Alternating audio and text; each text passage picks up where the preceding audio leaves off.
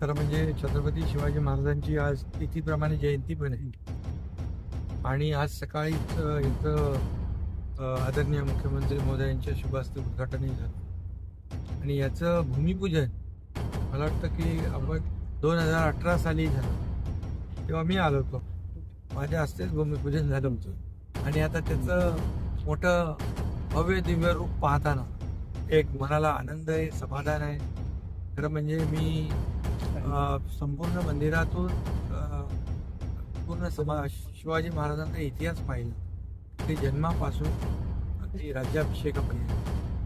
एक प्रत्येक त्यांच्या आयुष्यातल्या जीवनातल्या त्या छत्रपती शिवाजी महाराजांच्या इतिहासातल्या अजरामर झालेल्या ज्या घटना आहेत त्यांचा उल्लेख इथं झाला आहे चित्ररूपाने आणि त्यामुळे खऱ्या अर्थाने हे एक परिपूर्ण असं छत्रपती शिवाजी महाराजांचं पहिलं मंदिर या ठिकाणी होतंय. खऱ्या अर्थाने हे पाहिल्यानंतर आता सगळ्यांनाच काय सगळी गडकोट किल्ल्यावर इच्छा देखील शक्य होत नाही. काही लोक जातात गडावर, गडाचं महत्त्व घेऊन प्रेरणा घेतात, ऊर्जा घेतात. इथं अगदी लहान विद्यार्थ्यांपासून तरुणांपासून वयोवृद्धांपर्यंत सगळे शिवभक्त आहेत इथे येते आणि शिवाजी महाराजांचा इतिहास त्यांच्या जीवनावर आधारित सगळा घटनाक्रम त्यांना इथं पाहता येईल आणि त्यामुळे नक्कीच इथं आल्यानंतर एक प्रेरणा, ऊर्जा इथं आलेला प्रत्येकाला मिळेल आणि खऱ्या अर्थाने एक हे फक्त मंदिरच नाही, एक म्हणजे ठाणे जिल्ह्यात मंदिर होतं याचा अभिमान माझ्यासकट सगळ्यांना शिवभक्तांना आहे, हजारो लाखो करोडो शिवभक्तांना. आणि खरं म्हणजे हे मंदिर जे आहे बघा, हे मंदिर आपण पाहतोय की असं वाटत नाही की हे नवीन मंदिर आहे, ते पुरातन मंदिर वाटतं, असं ते मंदिर तयार झालेलं आहे आणि याला फार मनापासून काम करावं लागतं, तळमळ असावी लागते, छत्रपती शिवाजी महाराजांच्या बद्दल एक श्रद्धा असावी लागते, प्रेम असावं लागतं आणि ते दाखवण्याचं काम शिवक्रांतीचे अध्यक्ष डॉक्टर राजू चौधरी आणि त्यांच्या टीमने केलेलं आहे.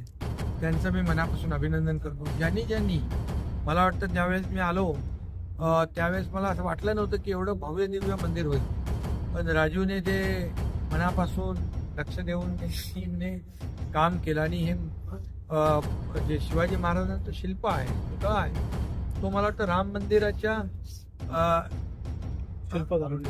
अरुण योगीराज शिल्पकारांनी त्यांनी केलंय. म्हणजे योगायोग आहे हा अयोध्येतलं राम मंदिर आणि हे छत्रपती शिवाजी महाराजांचं परिपूर्ण असं मंदिर.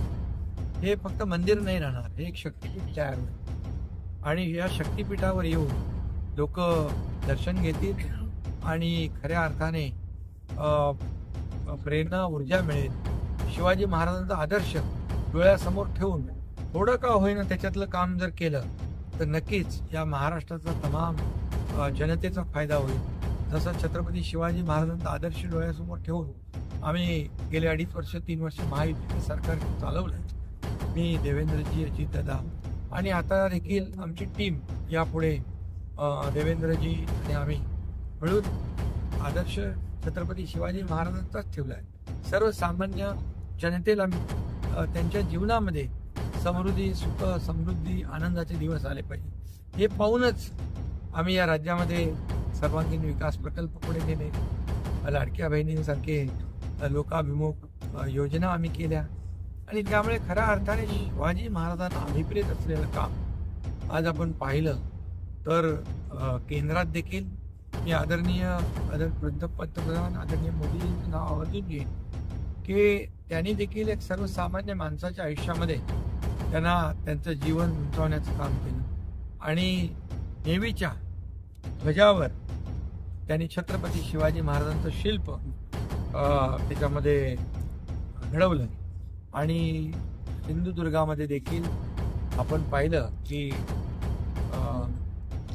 शिवाजी महाराज हे प्रथम आरमार निर्माण करणारे उभारणारे छत्रपती शिवाजी महाराज आणि त्यामुळे सिंधुदुर्गात देखील आदरणीय प्रधानमंत्री आले, नेव्ही डे तिकडे साजरा झाला म्हणून मुद्दाम त्यांचा उल्लेख केला. देशाला देखील ते पुढे नेत आहेत आदर्श छत्रपती शिवाजी महाराज. खरं म्हणजे छत्रपती शिवाजी महाराज हे एक कोणी साधा सुद्धा व्यक्तिमत्व नव्हतं.